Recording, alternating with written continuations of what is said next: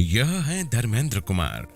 इनका जन्म 1974 में बिहार के गया शहर में हुआ। इनके पिता कृष्ण प्रसाद और माता माधुरी सिंह खेती करते थे।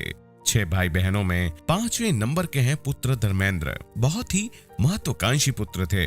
इन्होंने एमए तक की शिक्षा प्राप्त की और बैंक में क्लर्क की नौकरी में चयनित हुए। उस समय आपको 2450 रुपए मासिक वेतन मिलता था। सन 2000 में अमिता के संग इनका विवाह हुआ और आज इनके पुत्र और पुत्री है जो हायर एजुकेशन ग्रहण कर रहे हैं। बैंक में नौकरी के दौरान इनके छोटे भाई ने आरसीएम का प्लान बताया और विजन क्लियर होने की वजह से नौकरी के साथ आरसीएम करने का निर्णय लिया।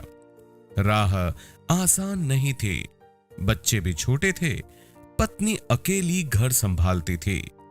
नौकरी के पश्चात बहुत कम समय बचता था। लोग पागल कहते थे और कहते थे आपके पास सब कुछ तो है, फिर आरसीएम की क्या आवश्यकता पड़ी। लेकिन धर्मेंद्र आरसीएम का फ्यूचर और विजन देख चुके थे। उन्हें कोई चैलेंज अब रोक नहीं सकता था।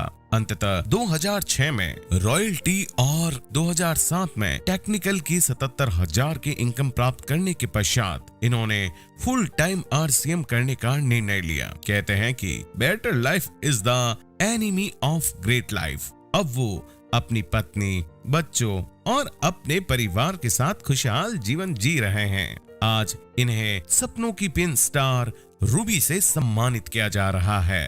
मेरी शादी एक बैंक एम्प्लॉय से हुआ था। मेरे पापा चाहते थे कि नौकरी कर रहा है, इसका भी लाइफ सेट हो जाएगा। और लेकिन उसके बाद जब ये इनको आरसीएम मिला और उसमें साबुन, सर्फ ये सब बेचना, तो उस समय मेरे दिमाग में नहीं आ रहा था कि मतलब हस्बैंड मेरे बैंक एम्प्लॉय साबुन, सर्फ ये सब बेचेंगे।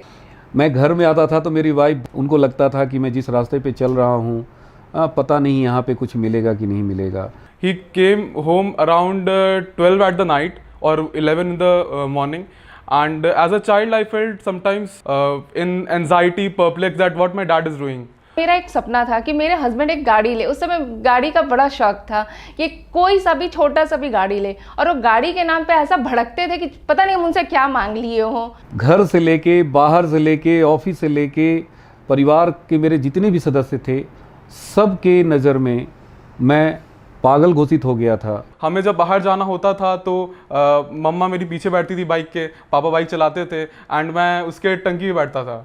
बैंक के लोग, मेरे साथी लोग कहते थे कि अरे यार धर्मेंद्र, कहाँ तुमको किसने बता दिया यार, इन सब चीज़ों को करके आज तक कोई सफल नहीं हुआ है। अच्छी खासी बैंक की नौकरी है, तुम बर्बाद हो जाओगे इन सब चक्कर में, चुपचाप नौकरी करो। मेरे लिए सेलिब्रेशन नाम का उस समय कोई चीज़ नहीं रह गया था। कोई फेस्टिवल है, हम लोग उसको सेलिब्रेट करें, ये तो जैसे हम भूल ही चुके थे कि होली आ रहा है, दिवाली आ रहा है, वो तो इनको कुछ दिखाई नहीं देता था। सिर्फ और सिर्फ आरसीएम। 2 साल तक पार्ट टाइम किया। जब मेरी सैलरी से 5 गुनी से ज़्यादा आरसीएम से आना शुरू होगा, तब हमने फुल टाइम करने का डिसीजन लिया। ये डिसीजन बिल्कुल सही था इनका कि बैंक को छोड़कर आरसीएम करना।